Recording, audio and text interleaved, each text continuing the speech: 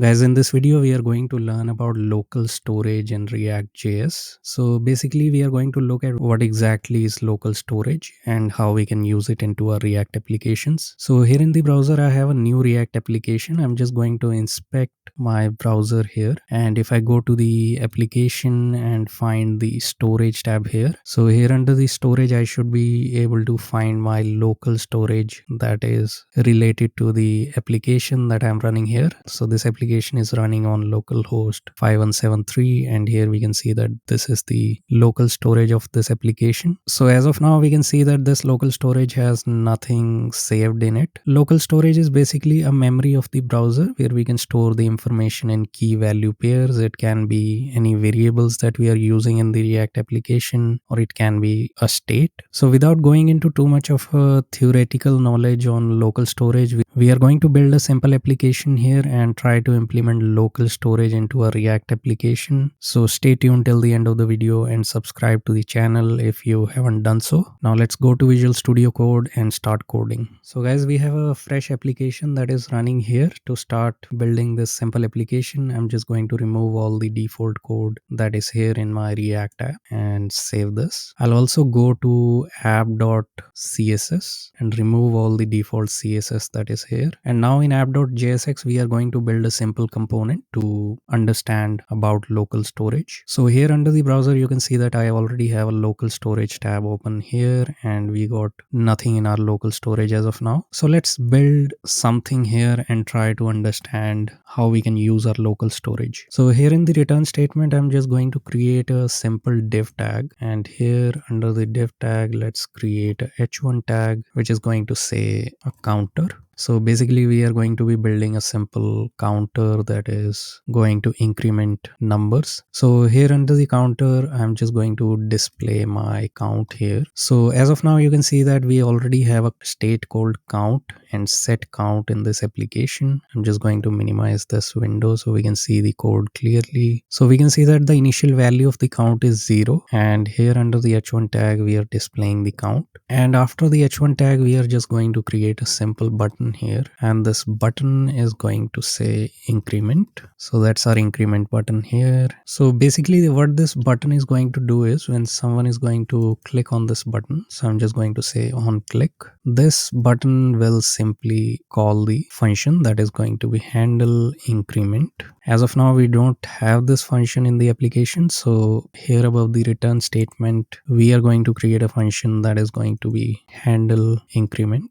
So I have a basic function here that is handle increment, and as soon as somebody is going to click on this button, we are going to set our count to count plus 1. So basically this is going to increase the count as we click on this button. So we can test it by clicking on this button. We can see that the count is going higher by 1 every time I click on this button. To improve the layout, I'm just going to put some styling here on my div tag. So here on the div tag, let's give it a display of flex. Flex direction is going to be column. We are going to align the items in the center, and we are going to give it a width of 100 VW. So this is the styling that we applied on this div tag. It's basically bringing the components in the center of the page. So now we can see it clearly. If I refresh it, my count is back to 0. So I'm just going to change it to count.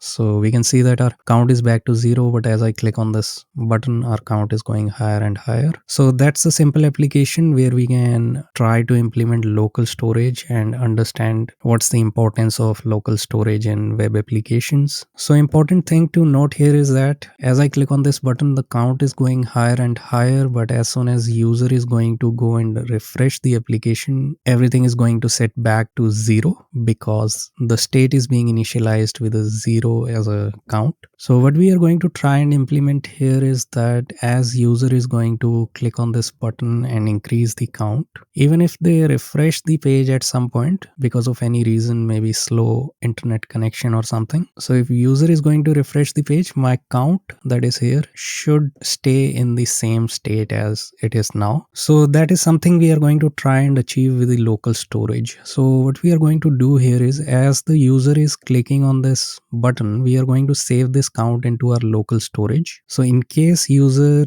refreshes the application at some point, we are going to fetch it back from the local storage and set the count to the previous state of the count. So to achieve this, what we are going to do in our application is, let's import use effect into our application, and here under the use effect we are going to say that every time the count is going to change, we are going to track the changes in the count. So here under the use effect, what we are going to do is we are going to try and save this count into our local storage. So here I'm just going to say local storage dot set item, and we are going to keep the key as count and pass the count as whatever the count is at that point. So basically what's happening here is, as user is going to click on this button, the count is going to change. Count is going to increase by 1, and as the count is going to change, this is going to get saved in our local storage. So here we already have a local storage open here, and as of now we can see that we can't see any key value pairs in our local storage. But if I save this application now and click on increment here, so now you can see that the count is 1 and it's being saved in the local storage here. And as I am going to increase the count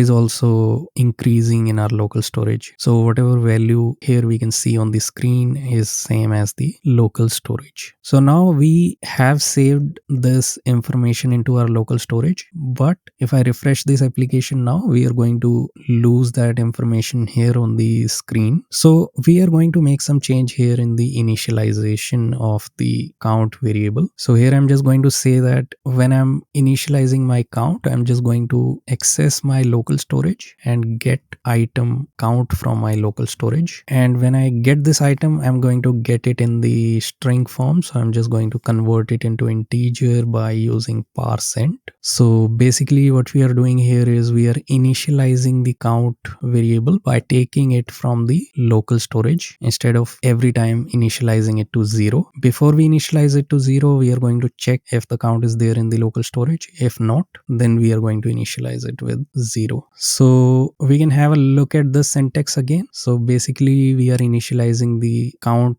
by getting it from the local storage, and if the count is not there in the local storage, in that case we are going to initialize it with 0. So now I'm just going to refresh my application and try this logic again. And if I want to remove the count from here, I can go here and right click, delete the count. So we got the fresh application and the initial value of the count is being set to 0. Now if I'm going to increment this to 5, so we can see that it's incremented on the screen and as well as in the local storage. But this time if I am going to refresh this application, my changes are going to stick to 5 because now my application is initializing my count by getting it from the local storage. So it's going to be at a state where user left it before refreshing it. So if I increment it to 6, in my local storage the value is 6. Now I'm going to refresh it. So when I'm going to refresh it, my count is being initialized with a value of 6 instead of going back to 0. So basically when user is doing something on the website and we don't want the user to lose all the activity on refresh, basically we want to serve the user with the application in the same state as it was left before doing the refresh. So in such cases we can try to save some of the activity that user is doing on the screen into our local storage, and we are